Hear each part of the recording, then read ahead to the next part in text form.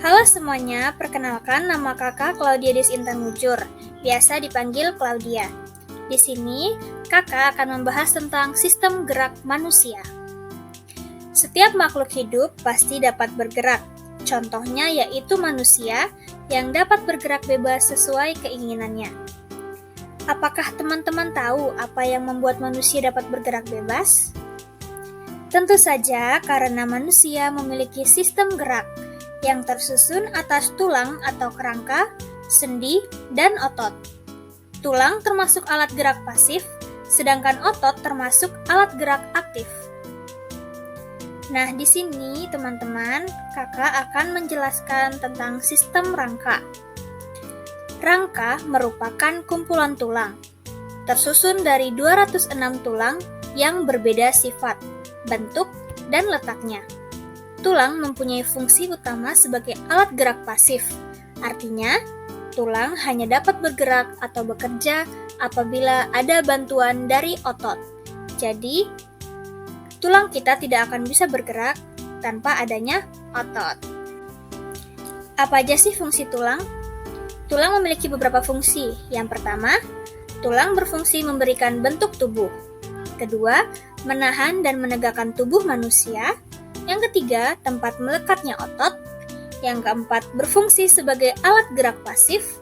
Yang kelima, melindungi organ-organ vital di dalam tubuh. Yang keenam, sebagai penghasil sel darah di dalam sumsum tulang. Berikutnya yaitu pengelompokan rangka.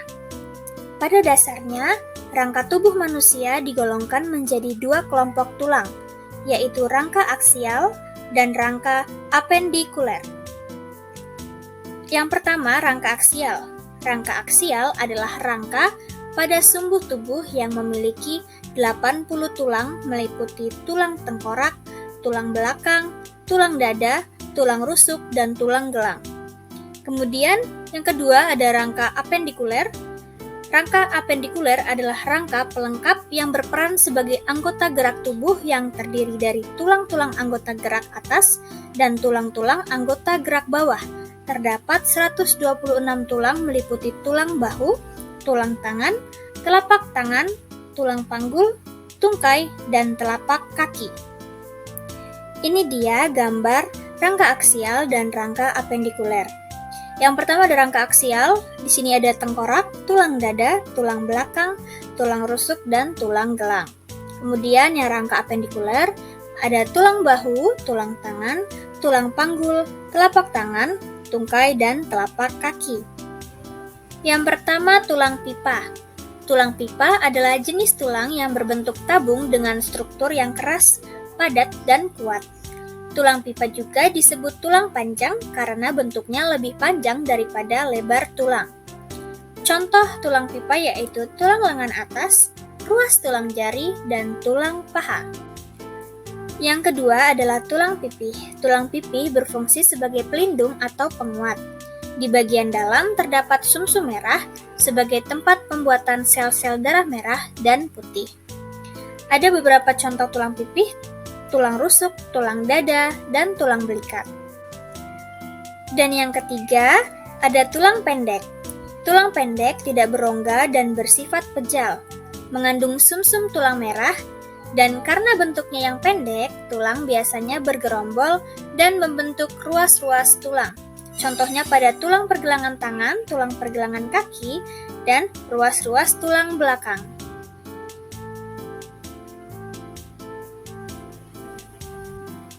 Dan yang terakhir yaitu tulang tak beraturan. Tulang tak beraturan atau tulang tak berbentuk ialah tulang dengan bentuk yang tidak menentu. Jenis tulang ini hanya terdapat pada kerangka wajah dan tulang belakang manusia. Kemudian, jenis-jenis tulang manusia berdasarkan zat penyusunnya. Berdasarkan zat penyusunnya, tulang dibagi menjadi dua jenis, yaitu tulang rawan dan tulang keras. Yang pertama ada tulang rawan. Tulang rawan adalah jaringan penghubung pada bagian tubuh. Sebelum menjadi tulang, tubuh manusia tersusun dari tulang rawan. Seiring pertumbuhan, tulang rawan perlahan berubah menjadi tulang biasa. Namun, ada juga yang bertahan dan membentuk beberapa bagian tubuh seperti daun telinga. Tulang rawan tersusun dari jaringan ikat berserabut tebal, matriks yang elastis, sel tulang rawan atau kondrosit yang terletak di dalam rongga kecil atau lakuna. Berikutnya yaitu tulang keras atau osteon. Tulang keras adalah tulang yang terbentuk dari tulang rawan yang terisi dengan osteoblast atau sel pembentuk tulang.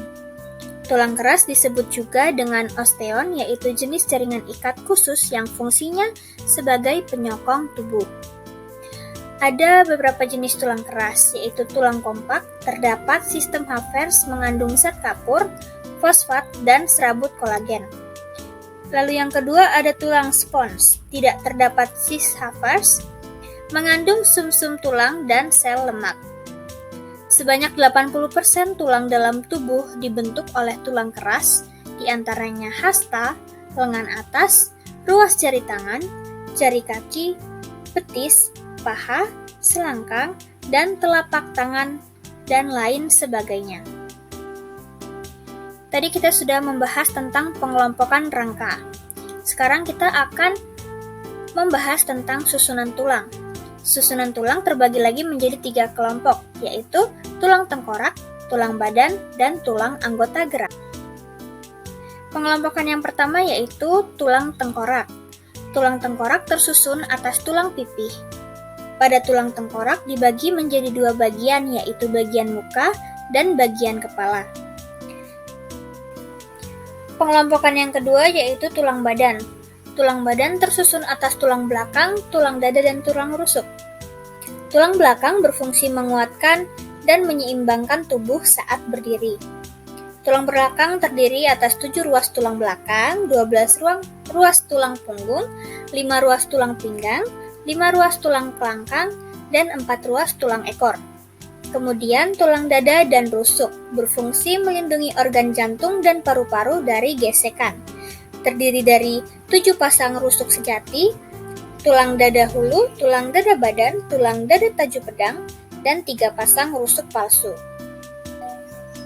Pengelompokan yang terakhir yaitu tulang anggota gerak. Tulang anggota gerak berfungsi menyangga tubuh sehingga dapat bergerak dengan bebas. Ada tulang anggota gerak atas yang terdiri dari tulang selangka, tulang belikat, tulang lengan atas, tulang pengumpil, tulang hasta, dan tulang pergelangan tangan. Kemudian yang kedua ada tulang anggota gerak bawah, yaitu terdiri dari tulang usus, tulang kemaluan, tulang duduk, tulang paha, tempurung lutut, tulang kering, tulang betis, tulang pergelangan kaki, dan tulang telapak kaki. Ini dia kelainan pada tulang yang harus kita ketahui. Yang pertama ada skoliosis. Adalah kondisi yang terjadi ketika tulang belakang melengkung, seperti huruf C atau S pada gambar di atas.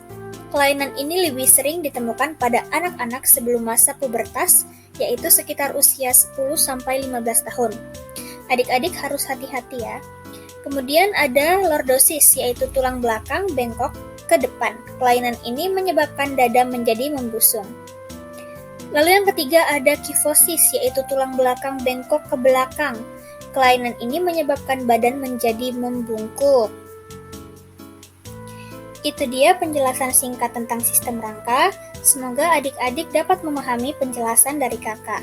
Terima kasih.